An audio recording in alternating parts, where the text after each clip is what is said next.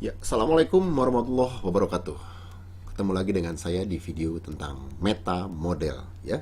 Masih di bagian dari video selling teknik using NLP. Wah, ini meta model keren banget ya. Karena meta model ini kalau dalam konteks bisnis ini bermanfaat untuk membuat penawaran produk ya, dengan menyentuh pikiran bawah sadar. Tujuannya supaya mereka mau beli. Sebenarnya ini bisa dikatakan hypnoselling, bagaimana menghipnotis pembeli gitu ya. Nah, ini dengan menggunakan meta model karena kita akan menawarkan dengan sebuah bahasa yang menyentuh pikiran bawah sadar. Ya, karena dalam setiap orang itu kan sudah pernah saya jelaskan dalam video-video sebelumnya bahwa ada sebuah peta, ada sebuah gambaran, ada sebuah dunia yang menurut dia yang sudah tergambar tentang pola pikir ya, tentang sesuatu termasuk tentang produk gitu ya. Nah, ini kadang-kadang karena sudah tergambar terlanjur menjadi belief, menjadi suatu hal yang diyakini oleh orang itu, maka sulit ketika kita menawarkan produk tanpa menggunakan teknik meta model ya. Kita ambil contoh supaya langsung Anda bisa pahami ya. Nanti ada aplikasinya. Ini hanya konsepnya saja ya. Meta model itu seperti itu ya. Contohnya begini. Kan kalau seorang pengusaha itu di dalam emosionalnya dia tidak mau rugi kan? Atau semua orang juga tidak mau rugi. Ketika kita menawarkan sebuah bisnis, franchise misalnya ya, kita harus tahu bahwa peta di dalam pikiran meta model orang itu yang sudah tergambar bahwa nggak mau rugi. Maka kalau kita bikin kalimat bisnis anti rugi, itu pas ya, bisnis anti rugi. Oke, dalam belief pebisnis atau keyakinan belief ini yang sudah saya jelaskan di dalam mekanisme pikiran manusia, itu sudah tertanam keyakinan lagi bahwa misalnya modal sekecil-kecilnya dengan hasil sebesar-besarnya. Dia disekolahin dari mulai belajar ekonomi di tingkat SMA sampai dia perguruan tinggi, sampai dia ngomong-ngobrol sama dengan semua orang bahwa ya namanya bisnis itu modalnya sekecil-kecilnya biar bisa hasil yang sebesar-besarnya. Intinya begitu. Itu sudah tertanam di dalam pikiran bawah sadarnya, ya. Nah, ketika kita tahu itu, maka kita bilang modal minimal hasil maksimal bahasanya, ya. Ada juga yang sifatnya sangat emosional, jadi benar-benar bawah sadar. Kaos khusus untuk yang lahir di bulan Agustus. Wah, biasanya orang semua kan merasa, wah aku Agustus banget, aku November banget, aku Scorpio banget gitu ya. Ya, itu ada, bagus sekali itu. Saya pernah ngelihat ada penawaran sesuai dengan bulan ya, kaos sesuai dengan bulan. Pria sejati lahir di bulan Agustus, nawarinya sama pria-pria yang lahir di bulan Agustus. Pada saat dia nawarin ke orang-orang yang lahir di bulan November, dia juga bikin pria sejati lahir di bulan November.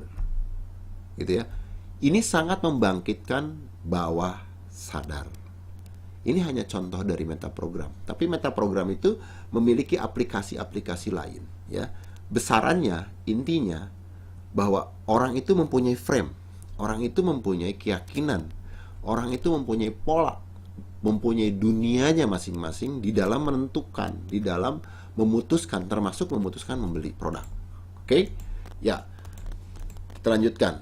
Yang pertama itu adalah simple deletion ya, atau penghapusan sederhana adalah kalimat yang kehilangan sebagian informasi.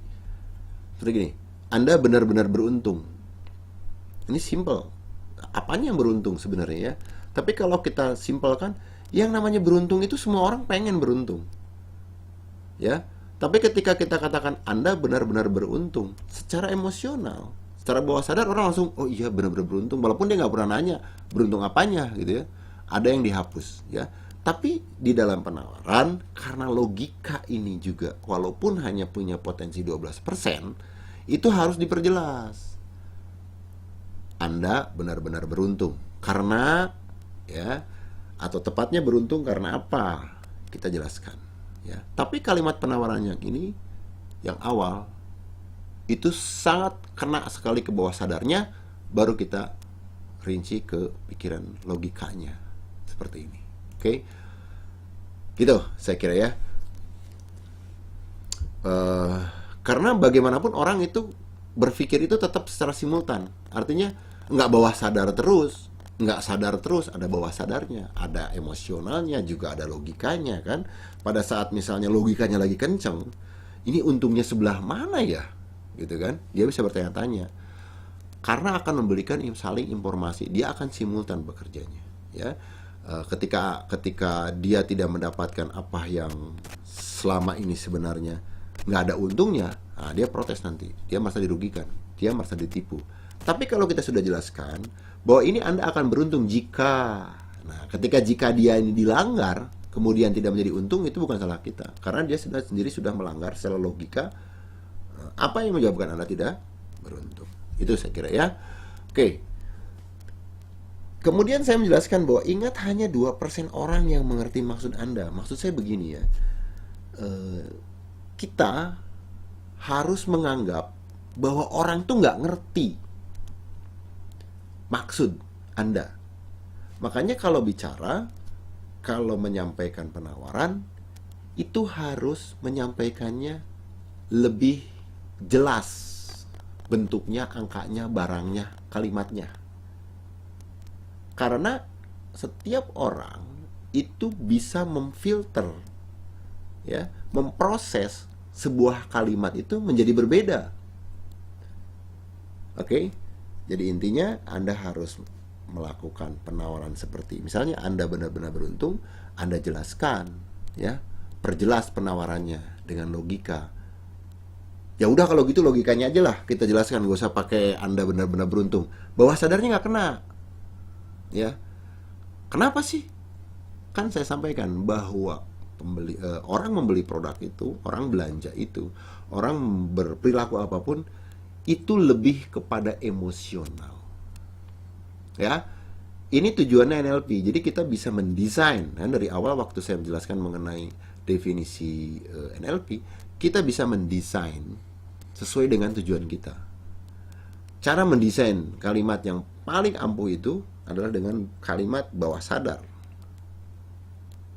Karena dia juga mempunyai belief, keyakinan pada saat di luar dulu pengalamannya itu dimasukkannya ke bawah sadar. Oke? Kalau kita berikannya kepada logika, bawah sadarnya nggak kena, nanti dia mainnya logika. Oh, di sana juga sama lah barangnya dengan barang yang sama, harga lebih murah, mana dekat lagi rumah saya, nggak usah capek-capek. Dia mainnya logika, karena nggak ada emosionalnya. Ya kan, ada orang yang terkaget-kaget, ngapain sih harus beli ke toko itu aja, kan jauh, harganya juga lebih mahal. Dia sendiri nggak ngerti kenapa ya setelahnya, tapi dia seneng loh. Nah itu yang disebut dengan bawah sadar, ya, dengan emosional. Oke? Ya, itu saya kira konsep dulu ya, konsep pemahaman tentang program ya.